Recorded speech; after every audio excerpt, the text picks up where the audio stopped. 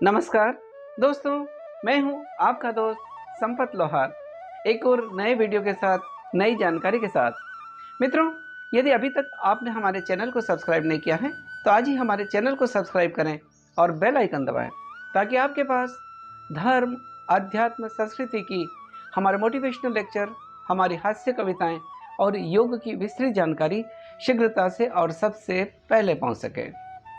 दोस्तों, आज धर्म, अध्यात्म और संस्कृति में हम चर्चा करेंगे श्री रामनवमी पर्व के बारे में।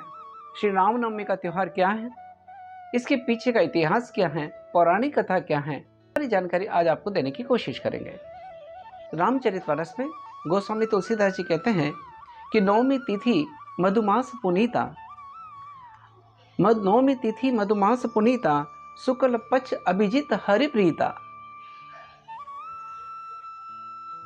मध्य दिवस अतिशि तन गामा,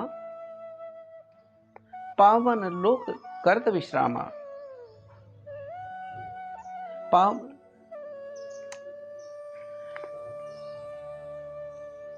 श्री रामनवमी यानी यह चैत्र माह के शुक्ल पक्ष की नवमी तिथि को त्रेता युग में भगवान श्री राम का जन्म हुआ था। भगवान श्री राम विष्णु के 7वें अवतार थे और जिनका जन्म राजा दशरथ के यहाँ, मां कौशल्या के यहाँ हुआ था त्रेता युग में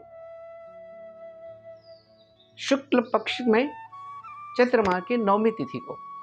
गोस्वामी तुलसीदास जी रामचरितमानस में कहते भी हैं कि नवमी तिथि मधुमास पुनीता, नवमी तिथि मधुमास पुनीता, शुक्ल पक्ष अभिजित हरिप्रीता, मध्य दिवस न अतिशि तन गामा, पावन काल लोक विश्रामा। यानी जब भगवान श्री राम का जन्म हुआ था वो नवमी तिथि मधुमास यानी चैत्र माह, देवताओं के सबसे प्रिय महीना या चैत्र माह की नवमी तिथि को भगवान श्री राम का जन्म हुआ था। वो रामनवमी के रूप में मनाया जाता है। जिस दिन भगवान श्री राम का जन्म हुआ या जो जन्मोत्सव हम मनाते हैं, भगवान राम का जो जन्म का समय था वो क्या था, वो रामचरितमानस में गोस्वामी तुलसीदास जी कहते हैं, वाल्मीकि रामायण में वाल्मीकि जी कहते हैं कि जिस समय भगवान श्री राम का जन्म हुआ था उस समय सारे ग्रहों की स्थिति विशिष्ट बनी थी। यानी उस समय जो ग्रह थे, विशेषकर 5 ग्रह अपने उच्च स्थान में थे। एक विशिष्ट संयोग उस दिन बना था जिस दिन भगवान श्री राम प्रकट हुए थे, जिस दिन भगवान श्री राम का जन्म हुआ था त्रेता युग में। भगवान श्री राम का जन्म जब हुआ था उस समय अगर हम ग्रहों की स्थिति के बारे में बात करें तो उस समय की जो स्थिति, उस समय ग्रहों की जो स्थिति बनी थी, उस समय सूर्य मेष में 10 डिग्री पर, मंगल मकर में 28 डिग्री पर, बृहस्पति कर्क में 5 डिग्री पर और शुक्र उस समय जिस दिन भगवान श्री राम का जन्म हुआ था, शुक्र मीन में 27 डिग्री पर और शनि तुला में 24 डिग्री पर। यह स्थिति बनी थी, ग्रहों की एक विशिष्ट स्थिति बनी थी। और भगवान श्री राम का जब जन्म हुआ था वो नवमी तिथि थी, शुक्ल पक्ष की, चैत्र माह की और अभिजीत मुहूर्त में हुआ था। ऐसा माना जाता है कि भगवान का राम का जन्म अगर आज के समय के हिसाब से गणना करें तो समय के अनुसार वो 12:25 पर हुआ था, ऐसा माना जाता है। और अगर सन के हिसाब से देखें तो आज से करीब 7138 वर्ष पूर्व भगवान श्री राम का जन्म हुआ था। यानी ईसा पूर्व ऐसा माना जाता है कि 5114 वर्ष पूर्व जो ग्रहों की स्थिति बनी थी वो ऐसी बनी थी जिसमें भगवान श्री राम का जन्म हुआ था। तो रामनवमी का जो त्यौहार है वो भगवान श्री राम का प्रकट दिवस है। और भगवान श्री राम का जन्म, ऐसा कहते हैं कि जब जब भी धर्म की हानि होती है, अधर्म का बिना विकास होता है, तब भगवान प्रकट होते हैं। और भगवान श्री राम विष्णु के 7वें अवतार के रूप में इसी दिन प्रकट हुए थे, इसी दिन भगवान का जन्म हुआ था। और जब पृथ्वी पर पापाचार बढ़ जाते हैं, अत्याचार बढ़ जाते हैं, तब भगवान जन्म लेते हैं। और रावण के जब अत्याचार बढ़ गए थे तो भगवान श्री राम ने नवमी तिथि के दिन जन्म लिया था। इसके साथ में एक पौराणिक कथा भी जुड़ी हुई है जिसका वर्णन रामचरितमानस में भी मिलता है, कई धर्मशास्त्रों में मिलता है, रामायण में भी मिलता है, जिसमें रामचरितमानस में गोस्वामी तुलसीदास जी बताते हैं कि राजा दशरथ की 3 रानियां थी। जो पौराणिक कथा है उसके साथ में जुड़ी है कि राजा दशरथ की 3 रानियां थी। सबसे बड़ी रानी का नाम था कौशल्या, उनसे छोटी का कैकेयी और सबसे छोटी रानी का नाम था सुमित्रा।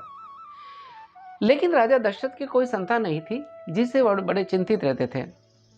राजा दशरथ अपने गुरु वशिष्ठ जी के पास जाते हैं और गुरु वशिष्ठ जी की सलाह पर उन्हें पुत्र कामेष्टि यज्ञ की सलाह दी जाती है वशिष्ठ जी के द्वारा।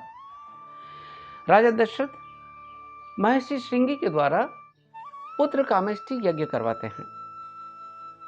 पुत्र कामेष्टि यज्ञ महर्षि श्रृंगी के द्वारा कराया जाता है और जब यज्ञ के बाद भगवान अग्निदेव स्वयं प्रकट होते हैं, जिनके हाथ में चरु था यानी हविष्यान्न खीर थी, वो खीर का प्रसाद लेकर प्रकट होते हैं और वो महर्षि श्रृंगी राजा दशरथ को देते हैं। वो हविष्यान्न खीर का प्रसाद या जिसे पायस भी कहते हैं, वो राजा दशरथ को देते हैं और उनको कहते हैं कि आप इनको तीनों रानियों में जैसा चाहें वैसा बांट दें। राजा दशरथ तीनों रानियों को बुलाते हैं और वो हविष्यान्न खीर का जो प्रसाद था उसको आधा भाग करते हैं और उस आधे भाग को माता कौशल्या को देते हैं। कौशल्या को देते हैं, रानी कौशल्या को देते हैं आधा भाग, और शेष जो बचा उसका फिर आधा भाग करते हैं और उस आधे भाग को कैकेयी को देते हैं।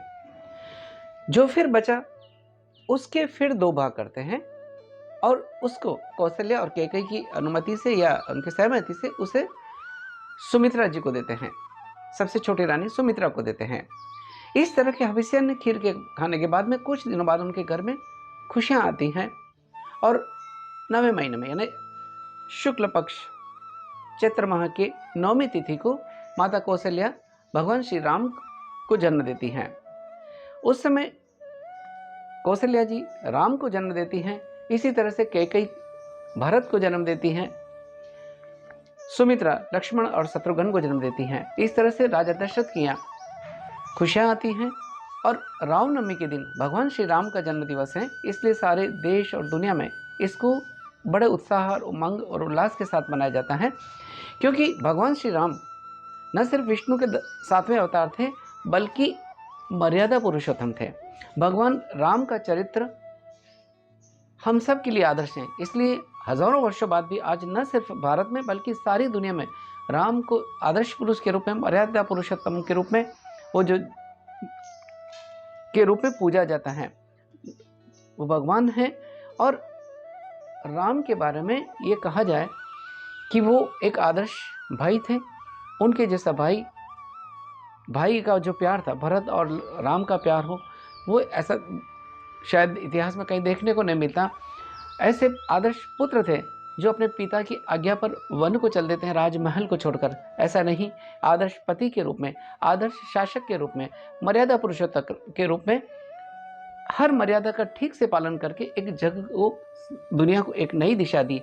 तो भगवान राम का जन्मोत्सव यानी रामनवमी का यह त्यौहार न सिर्फ खुशी का, उल्लास और उमंग का त्यौहार है, बल्कि हमें भी राम के आदर्शों से प्रेरणा लेकर उनके अनुकूल जीने का प्रयास करना चाहिए।